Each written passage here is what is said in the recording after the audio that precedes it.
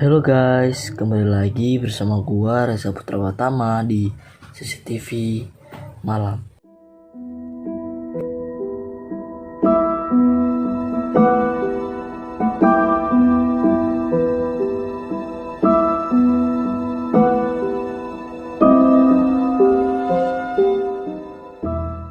Seperti biasa di video kali ini gua akan menceritakan pengalaman horor untuk menemani malam kalian guys.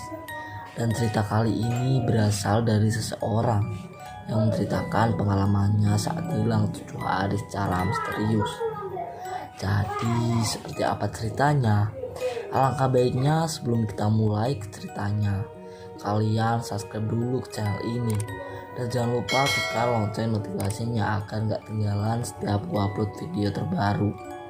Dan jangan lupa juga like, komen, dan share agar gua semakin bersemangat lagi ke depannya. Dan ya, matikan lampunya, siapin kopi dan cemilannya. Kalau sudah, mari kita mulai ke ceritanya. Cerita ini berdasarkan kisah nyata pada tahun 2004. Sebut saja namanya Sandi. Ia adalah seorang bocah yang masih duduk di kelas 5 SD. Ia dikenal sebagai sosok bocah pendiam karena sifatnya yang pendiam itu. Ia hanya sedikit memiliki teman.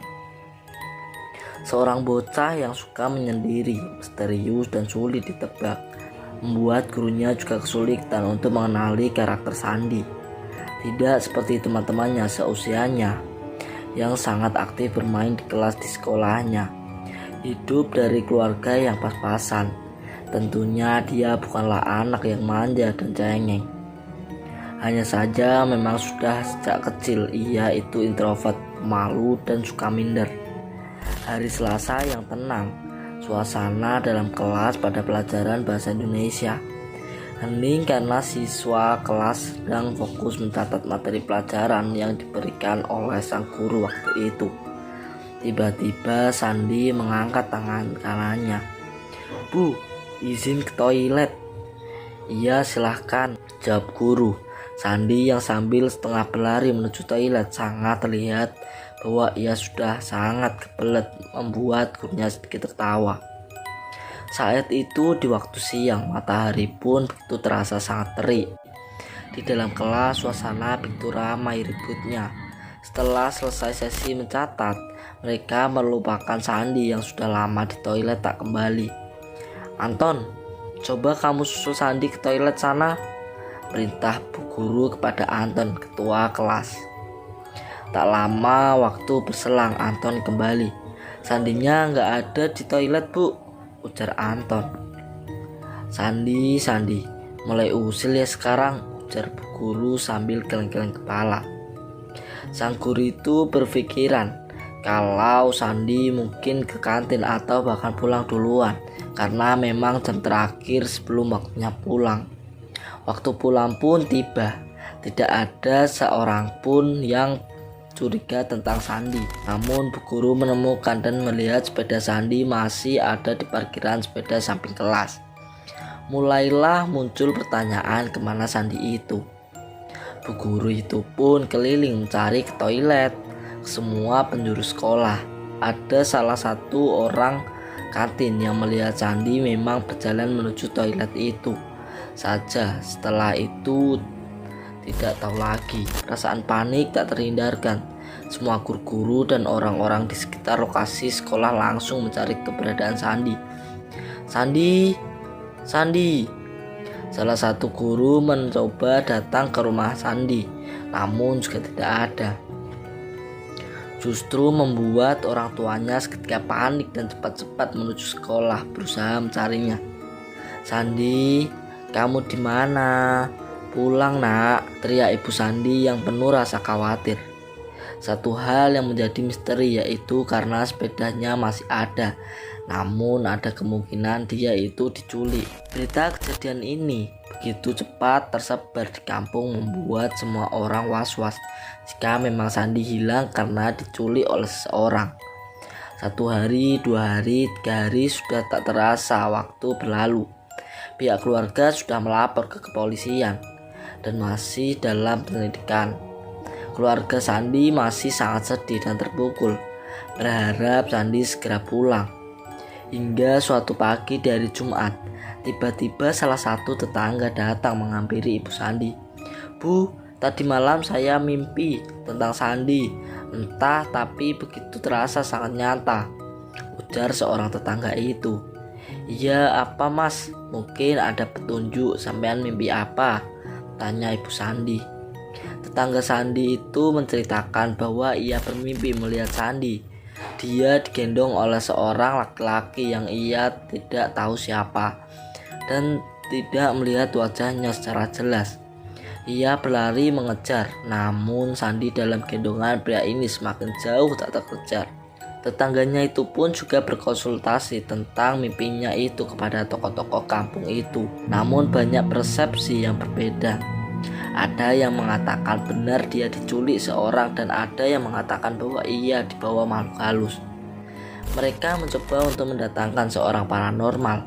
Siapa tahu ada titik terang jika memang dibawa oleh makhluk halus.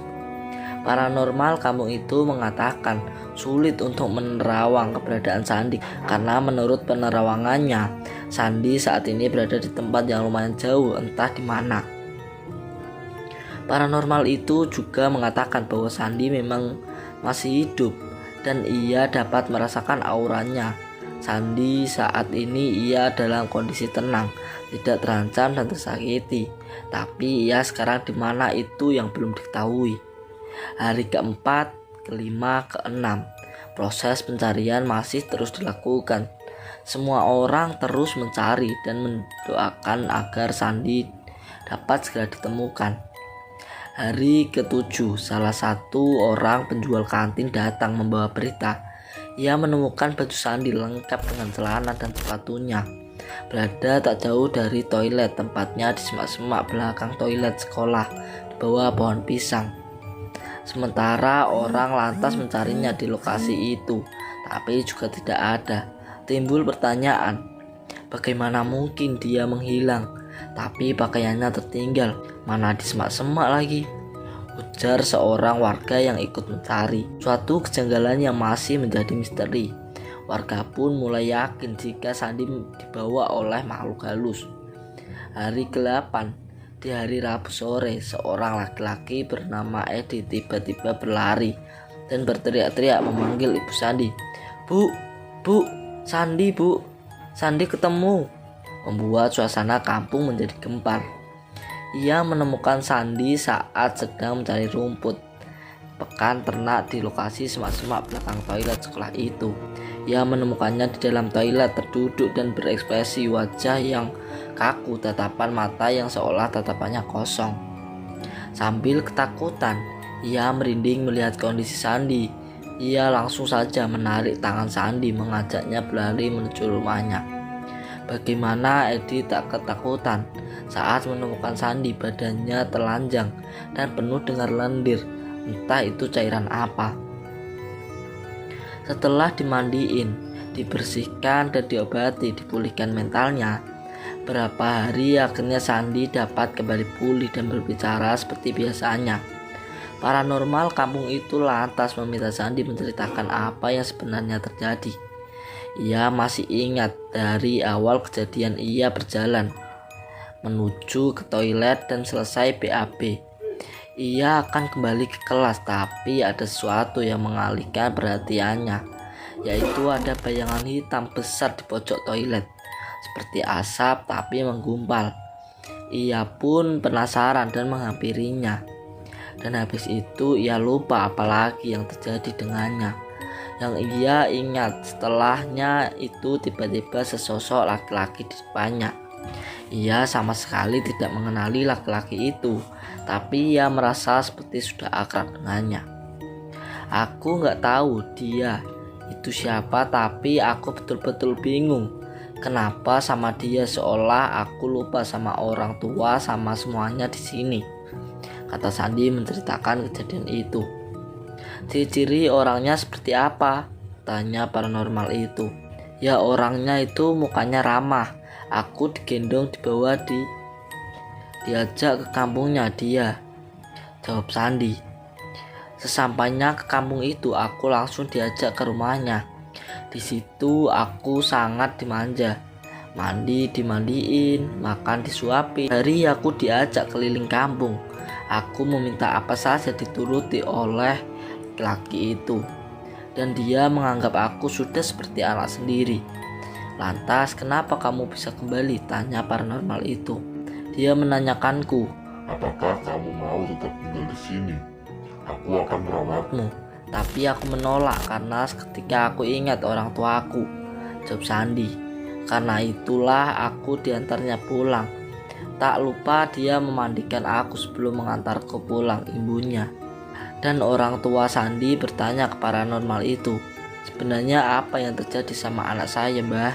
Sang paranormal menjawab, baik, aku akan ceritakan. Tetapi sebelumnya ibu akan berikan gelang, tolong dipakaikan. Ini adalah penangkal setan. Dan sang paranormal pun memberitahu apa sebenarnya terjadi pada Sandi. Siapkan jangan sampai Sandi tahu karena akan membuatnya shock trauma. Sandi itu diculik oleh genderuwo. Jadi laki-laki yang membawanya itu genderuwo. Hanya saja Sandi kena pengaruh seperti hipnotis. Saat tahu pada saat awal Sandi ditemukan, saya mandiin. Sandi itu badannya penuh lendir. Itu adalah air liur genderuwo. Karena saat Sandi mengatakan dia dimandiin laki-laki itu, sebenarnya itu adalah dijilatin oleh genderuwo. Mendengar hal itu membuat orang tua Sandi menjadi sangat takut dan merinding. Sejak saat itu sekolah membuat aturan murid harus ada yang menemani jika pergi ke toilet dan meminta penjual kantin turut menjaga karena lokasi kantin itu tak jauh dari toilet itu. Terakhir yang menjadi misteri, jika kalau genderuwo dimandiin itu artinya dijilatin genderuwo. Lalu jika disuapi makanan, apa yang dimakan? Tentu sang paranormal tidak akan menjelaskan hal itu pada orang tua Sandi. Jadi sampai sini dulu video kali ini. Dan buat kalian yang punya cerita pengalaman horor yang bisa diceritakan, kalian bisa share cerita kalian melalui IG @rputra45. Dan terima kasih sudah mendengarkan cerita kali ini. Semoga tidur nyenyak dan ya, bye bye.